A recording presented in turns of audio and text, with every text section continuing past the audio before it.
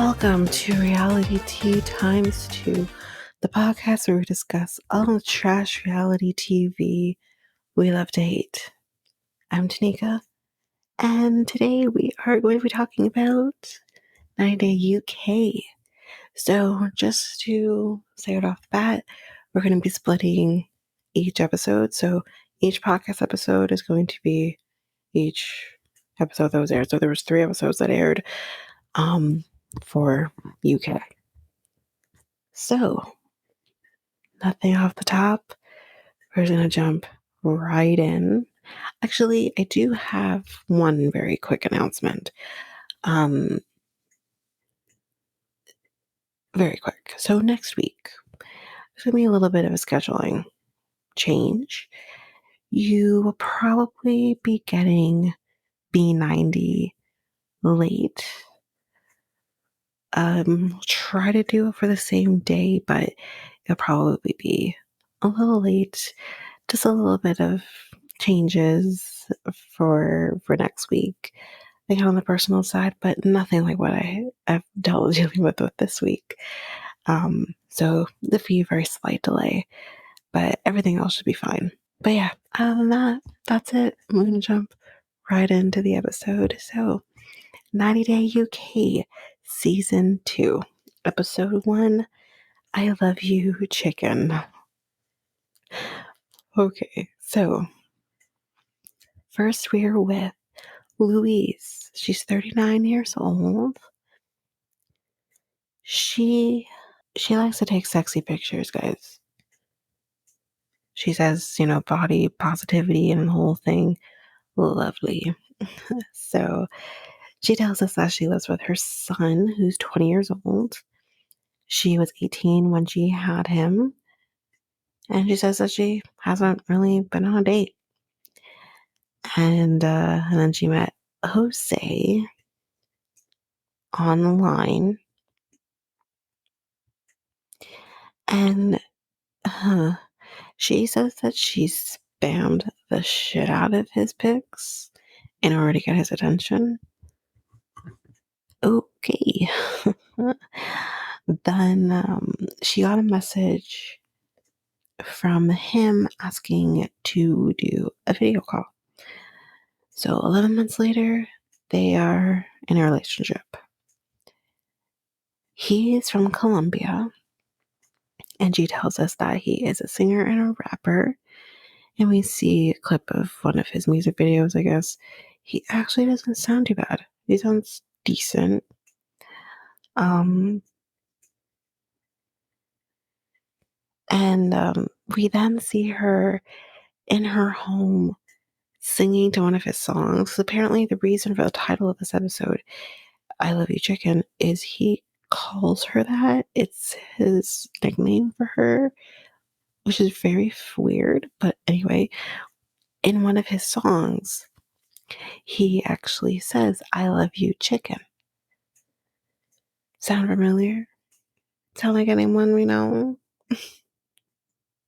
Who wrote a whole fucking song about his ex-wife? But anyway, we see her in her living room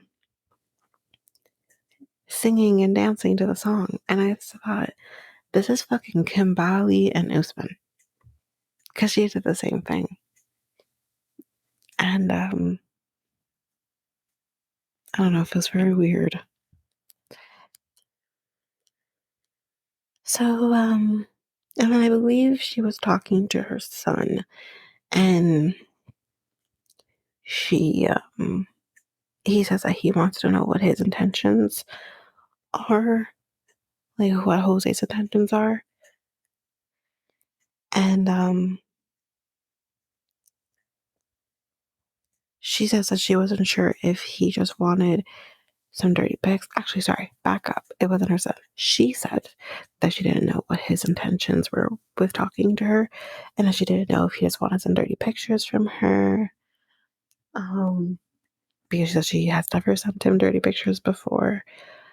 And but apparently that's not what he wants. I don't know. He can't speak English. But she says that he makes her laugh, and Yeah, she's alright with that, I guess. She tells us that in true Brandon and Mary fashion, they have been on a call before for 16 hours at one time. No, thank you. I love my boyfriend, but no, thank you. Her son says that he thinks this is really odd and it's weird. He says he has no desire to say hi to Jose because she actually says, "You want to say hi to Jose?" He says, "No, thanks." Um, she says that, and I have this problem with this. Jose is her family now. What? No, he's not. You're not married to him. Um, as far as I'm concerned, you don't know him. You've never met him in person. Your family has never met him in person. So what the fuck are you talking about? Anywho's, she tells us that she is going to get married to him in 2 weeks in Colombia on her own. And her son says again, like, he can't speak English and whatever. He also thinks this is crazy. And her son doesn't see him as family. And then he asks her, like, when you're there, are you gonna be staying in a hotel? Like, what's the deal here? Like, what's the arrangements here when you're in Colombia? And she says that they will not be staying in a hotel when she's there. She'll be staying in his friend's apartment. Abort fucking mission, ma'am. No. No, no, no, no. No. You don't you don't know him. You don't know him.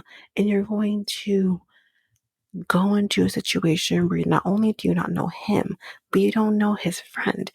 You don't know what situation you're getting into. And again, is the friend a man? Because even more so, I'm not doing that. And the fact that she is so willing to just put herself in potentially a very dangerous situation is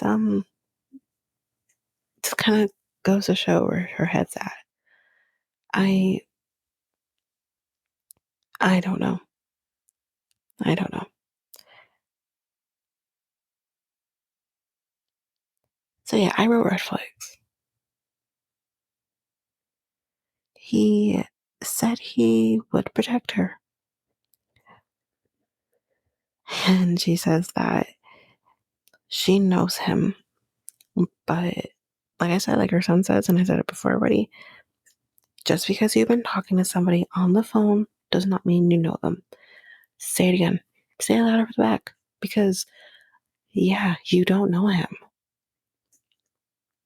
Anyway, so next scene we see with her, she is meeting with her mom. Her name's Linda. And she says her mom is concerned about her going to Colombia.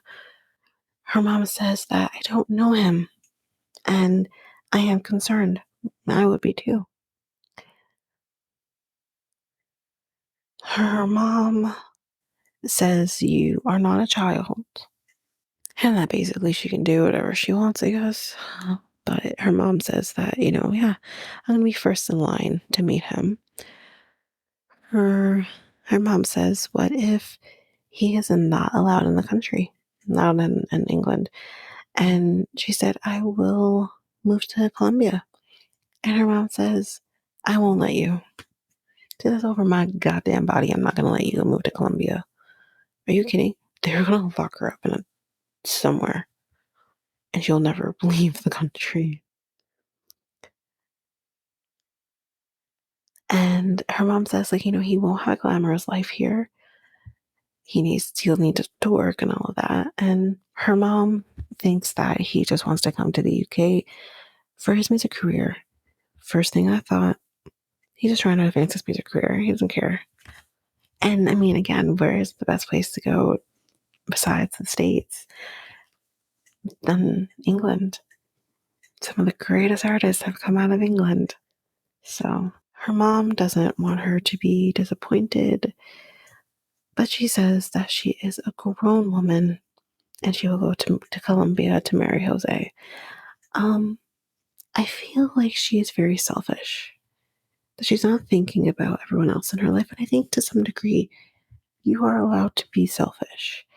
But I think this is too far. I don't think this is going to work out, personally. I thought from this point it wouldn't work out. But once we met Jose, I really didn't think this would work out. And as I said, here we are with Jose. And it's very quick. There's not much for me to say here, but he does say that music is important to him and he wants the world to hear his music. And he does mention that Louise is very jealous when he has sexy ladies in his videos. And that's basically like the most that we got from him. So when I saw this, I thought, okay, so everything that I'm thinking about you wanting to advance your career is all correct. You're not in this because you love her. You're in this because you just want to advance your career, because you want the whole world to hear your music. And not to mention when he would talk about like the sexy women in his videos and stuff like that, he would giggle. He's a weirdo.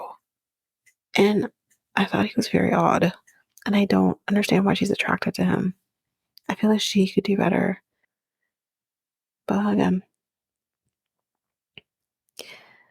So then we're back with Louise.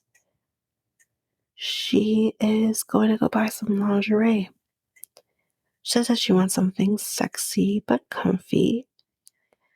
And she tells us that she has a few medical conditions.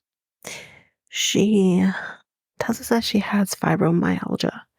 And she tells us what fibromyalgia is, but I'm not going to say. I think most people know already what that is. Um, and apparently he talks about the girls in his videos to her. Okay. Next, we see her meeting with her friend Angie, and she tells Angie that she's going to be getting married. Angie is shocked. Angie didn't know. And Angie says, like, how do you know this is going to work out? And Louise says that she doesn't know if it'll work, but she just want to follow her heart. Not good enough. It's not fucking good enough, personally.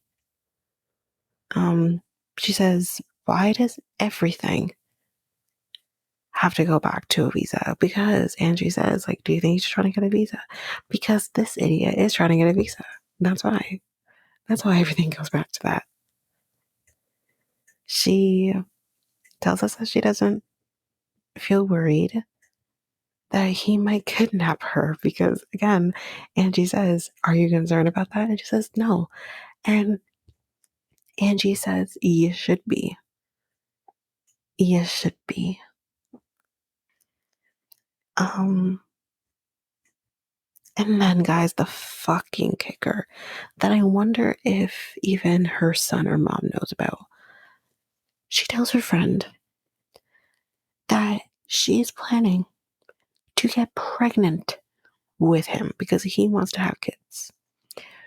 So she is basically going to be getting married and trying to get pregnant all on the same fucking trip. My fucking God. So the friend says, do you think he wants this because he is trying to strengthen his chances of getting a visa? Again, though, but why does everything have to go back to him? Yes, he is. Listen, this is not news to people who think that they can get like permanent residency or whatever the case may be in a country I get married, I have a baby. They definitely won't kick me out of the country after that. Newsflash, yeah, they will. I know that for a fact. They'll still send you back. It doesn't matter your circumstances. Anyway, moving on. She hopes that when she comes back from Columbia, that she will have her family there to still support her, because she says, like, my family is not behind this, like, at all. And she is worried about whether or not she will have her family when she comes back. Well, here's my thing. If you are clearly willing to ignore your family's concerns, and I think they're all legitimate concerns, they're eventually going to say, well, you're on your own and you figure it out. And I don't really disagree with them doing that, personally. But that is it for Louise and Jose. Okay, so now we have Shane. They're 26 and live in Devon. Devon. They live in Devon. Okay, so right off the bat, they do identify as trans, non-binary person. However, they don't care about gender per se, in the sense of they don't care if they are referred to as they, she, he, as long as you're not negative about it. So I think for the ease of it, I'm going to try to stick to they, but there might be times I slip up and refer to she. I won't refer to her as he or they as he. I won't be doing that. I'm going to keep that to Mert, I think is his name. I'm gonna leave it to him. So I'll leave he as he, just for the ease of it for me. But I will try to keep it as they. Um, but yeah, just right off the bat, wanted to say that. Um, so, but then again, in my notes, I refer to her as she, so I might do she. But we'll see. We'll see. Maybe going forward after this episode, I might switch it. We'll see. We'll see how it goes. But anyway, she tells us that she is a hairdresser. We see her walking a very cute dog, and she lives with her mom. She says when she was about 3, she knew she was not in the right body. So, as mentioned before, she's trans, and again, like the pronouns to her, they don't matter as long as you're respectful.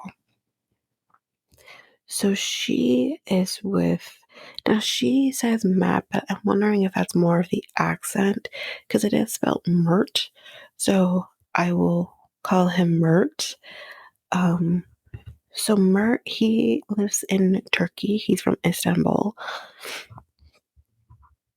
He just tells us that he opened up a dating app and they started talking, or I think she tells us that, not him. She tells us that. One of the two of them, I'm thinking it was him, spent about £400, and I was going to do the conversion of this. I forgot.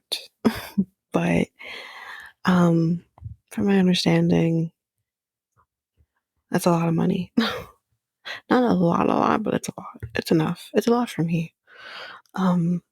Anyway, he spent, I think, £400 to see her when she went to Turkey. Because I think wherever, even though he says he lives in Istanbul, I don't know where she landed in Turkey. I would think Istanbul, if that's the case. Maybe at the time he didn't live in Istanbul. I don't know. But he spent a lot of money in order to go see her from where he lives. So, that left a good impression on her. And again, I realize I'm all over the place here.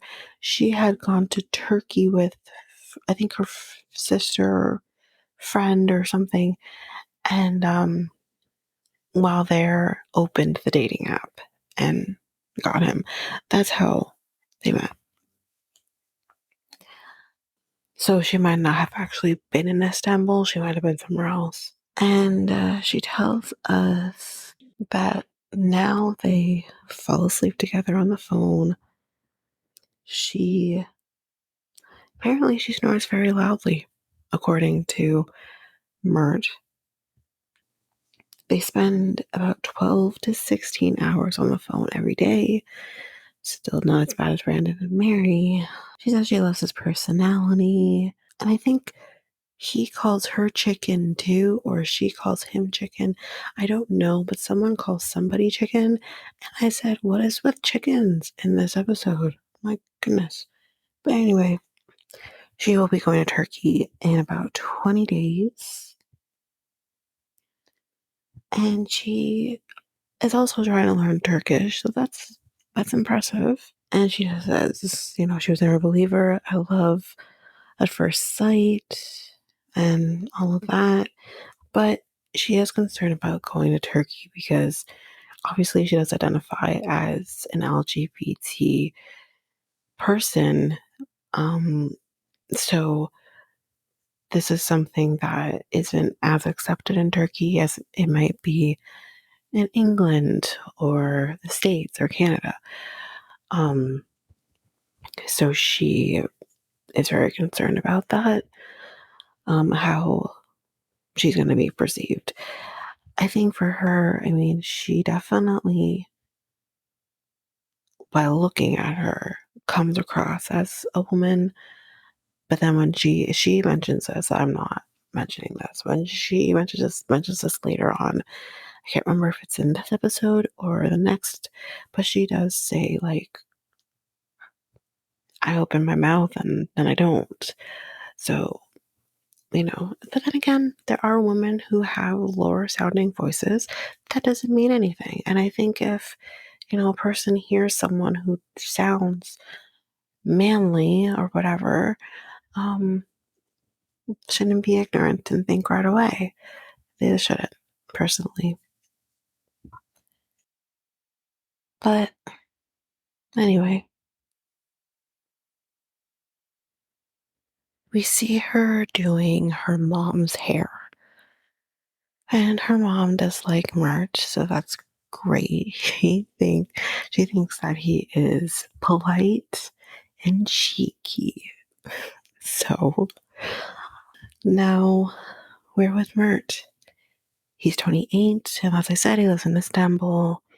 He also says he's cheeky. I wonder if he heard that from her or her mom. He's a barber, so they have that in common. Oh. He tells us that there are 85 million people in Turkey. Shit. And he also identifies as a person, a part of the LGBT community. He is bisexual. And he tells us that he would have like 4 partners in a day, fuck buddies and all that. And now he says he just wants to have one partner in his life. He says that Shane is chunky and he loves that. I love that. I love that he loves that. So then back with Shane. She is meeting with her friend Grace. They have been friends for about 15 years, I believe. Grace does like him, but is so worried. She doesn't think he will survive England. I mean, Shane says that she does try to please him because apparently he has said that he expects her to listen to him. And he has mentioned, like, he is the king. And here's the thing. I know there is such a negative connotation when you say, like, I'm the queen and he's the king and everything like that. I don't like it in that respect where you're telling me that you're the king, because that just makes it feel like I don't have a say in anything that I do or anything that happens in this relationship. Um, However, in my mind, I might treat my man like a king in the sense of it's not even like that really. Like, I don't even really say that to myself, nor do we say that to each other, but I just think in a sense of I will do what I can to make sure he's happy, he's comfortable, and all of that. But at the same time, that balances each other out because he does the same for me. So there's this respect between us. And I do wonder if that is the case between Mert and Shane. Um, I hope so. But, we've seen all different kinds of people come out of Turkey. We've seen them ourselves, and I feel there's others we've seen. We must have had other people come out of Turkey. I think we have actually one currently in tow that we haven't met yet, but we're curious to see what he's like. But something tells me that Mert isn't like a Marcel. Anyway, apparently his mother is very religious. So we find out at this point that no one on his side, in terms of family, I think we will find out in a bit that a couple people do know, but most don't know that she is a transgender woman. So she uses the term, they don't know that I was a boy at birth. And she says that he has said that they will cross that bridge once they get to it. Then we see her later on struggling to pack because she needs to dress modestly, according to him. And she doesn't dress like that, she says. He has an issue with how she dresses. Again, sound familiar? I feel like we've had this very recently.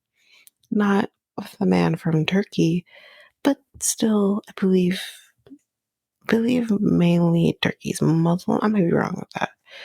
But anyway, he might be Muslim. We don't know that yet, I think.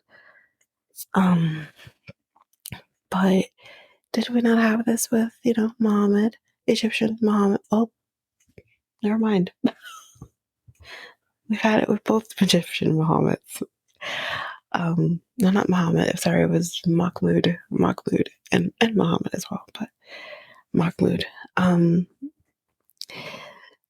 So we'll see how that goes. So again, as I've said before, very few of his family knows that she's trans. I believe his sister, and there's someone else that knows. I cannot remember who that is, but there's definitely two people that she mentioned that know that his sister is one of them. So then we're told 24 hours earlier, Mert is with his sister Immel. He says that if he accepts her being a transgendered woman, then everyone else should. A fucking men. I agree. You want to tell that to Christian's family? Um, but I 100% agree. What I do with my life or who I decide to be with in my life, that shouldn't bother you. You don't have to worry about that part of it. Mind your business. That's not part of what you need to worry about. What you need to worry about is if this person is nice, if this person treats me well, if this person is the right fit for me. That's what you need to worry about. But again, saying right fit for me. That doesn't include whether or not they are trans. That doesn't, because that's something that is neither here nor there. So his sister says that, of course, that is how it should be, and that she needs to be respected. He says that everyone has to respect his life. Again, I agree. He says he is strict about this, about the fact that people are respecting his life. So we'll see. He also tells us, because Shane, I guess, is considered legally male in the eyes of Turkish law, and he's a man, they can't get married legally in Turkey. Now, I don't know. I'm assuming that's the Turkish law just in general, but again, if he's Muslim on top of that, and as we've seen with Mahmoud and Nicole, and even though we didn't see this, Bilal and Shida also went through this as well, even though, again, we didn't see this. I can't remember the terminology they have when you get married in the Muslim faith, but there's a whole separate situation in getting married in the Muslim faith. That's probably not accepted either. So, yeah, if they end up getting married, it will probably have to be in England, where I would like to assume it's legal. So we'll see how it goes, but I don't know. I'm concerned. I like Shane. I like Shane a lot. I'm very concerned about him, about Mert. So I don't know, but that's the end of Shane and Mert. So next we have Michael. He's 36. I didn't write down where he lives.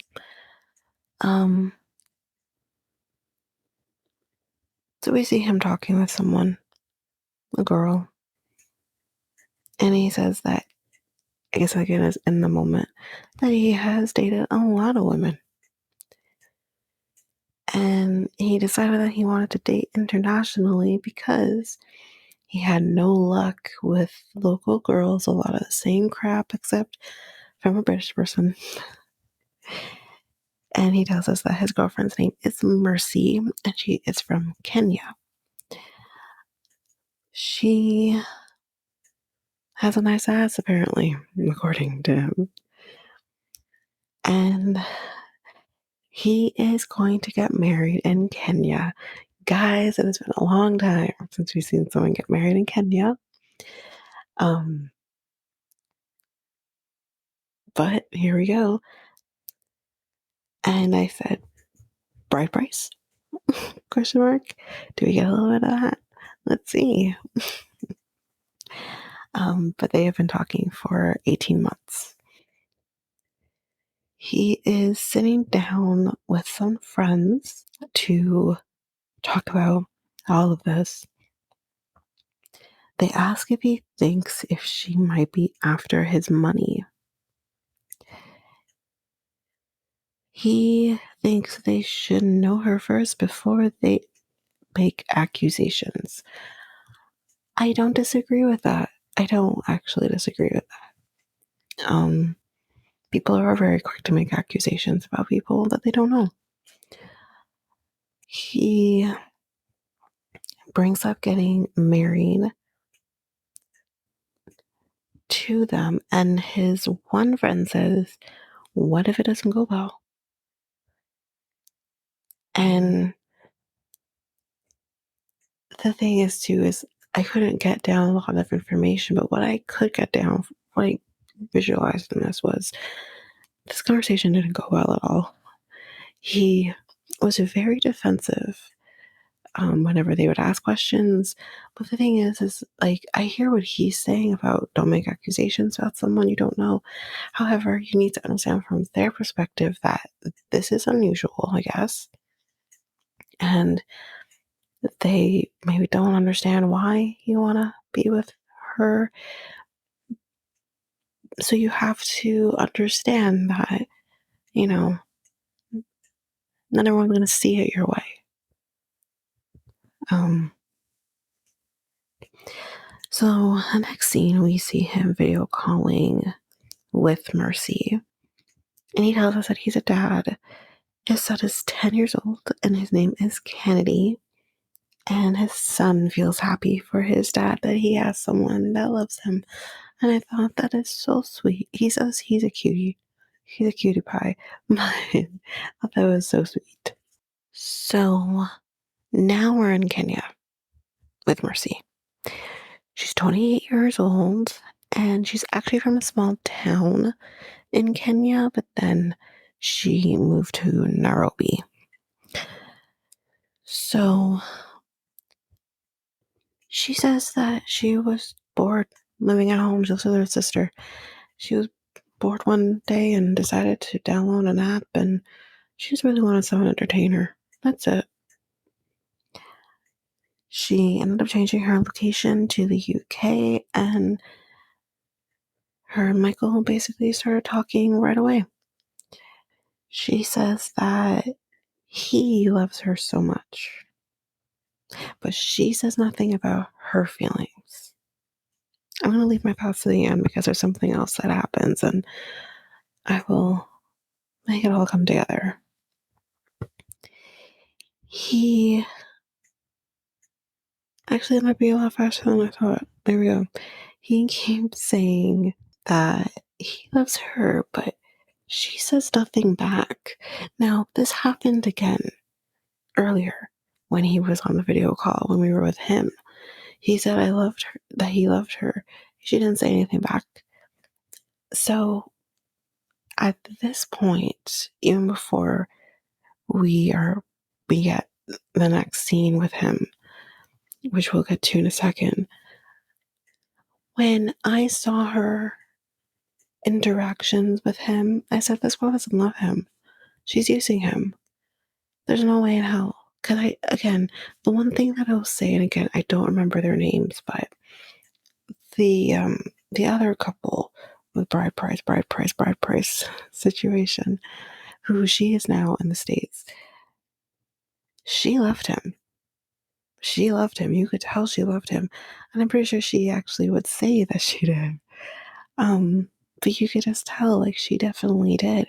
And I know, like, with some, like, European cultures, it's not abnormal to not see someone say they love them. But again, I don't know. I think it's a hit or miss sometimes when it comes to African culture. I feel like sometimes women can be a little more tougher around the edges than the men are. I think the men are very quick to love, even if they don't actually love. But um, I haven't had a lot of interaction with African women, but I have, and to some degree. And I can see in a world where maybe she does love him, but just doesn't say it. But after 18 months, it's nearly 2 years, I feel like you're at a point where you do start to say it, at least sometimes. They're not all the time, but sometimes. So I feel like I just felt in my gut at this moment that she was using him personally. So we'll get to it though. So in the next scene, Michael is driving and he gets a call from Mercy while he is. And he tells us that they're going to be having a big wedding. And the reason he's driving is because he is a skip driver. You could literally see the skip bag, the skip driver bag. And he's doing this in order to pay for the wedding. Because as we find out later on, he is the only one paying for the wedding. She isn't paying for it. So back with Mercy, she is meeting with some friends, and her sister is there as well.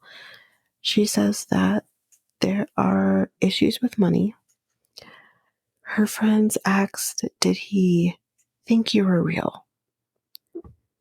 Well, she says that getting someone to marry her through an app is crazy. That was another indication to me that she was using him. That's a very weird thing to say if you love someone. And just the fact that she's getting someone to marry was very weird. So back with Michael, he is meeting with a friend, and his friend says that he did some research on Mercy. And we find out that his friend found a website with her picture saying that she is a swindler. And that's how the episode ends.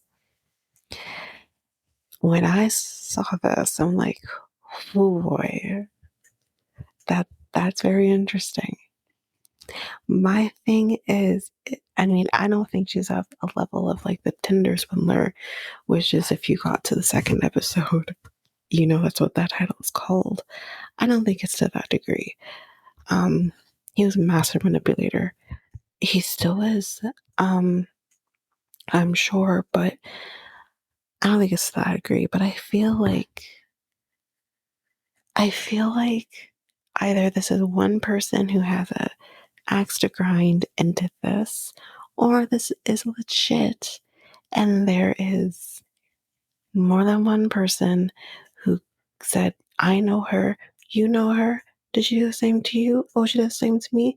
Yeah, like I feel like that could have definitely have happened and they came together and did this to warn other people against her. I I could believe in a world that that's the truth. I really do. But we'll get her reaction in the next episode. And again, guys, just be patient with me. I'm hoping that you will have all of the first episodes by Monday at the latest. So hoping by then you'll have all of them before we get the rest of them. But I believe we'll get the rest of them on Sunday or something. I'm not sure. Sunday or Monday, I guess. But yeah, and again, in terms of scheduling purposes for next week, there might be just a very slight delay in getting the episodes, but we'll try to get them to you as quickly as possible. And again, before we go into the all my own stuff, I want to thank everybody. We have just hit 500 downloads. I'm on cloud 9 right now. You guys are fantastic. You're amazing. I'm in awe of all of you guys, and I'm so happy. So happy. But let's keep it up. Let's keep it up and let's get it up even more. So, if you like what you heard, please share the Reality Tea Times 2 podcast with everyone in your life. Also, make sure you follow or subscribe on your favorite podcast app to make sure that you don't miss a single episode. Also, if you feel so inclined, which I would appreciate, you can rate and review on Apple Podcasts and Spotify. If you are an avid YouTube user, you can listen to this podcast on YouTube at Reality Tea Times 2. If you want to connect with us, you can connect with us on Facebook or Instagram at Reality Tea Times 2. You can also email us at realityteatimes2 at hotmail.com.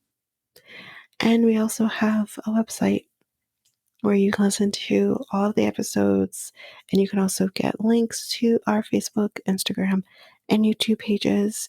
And that website is realityteatimes2.lutu.com.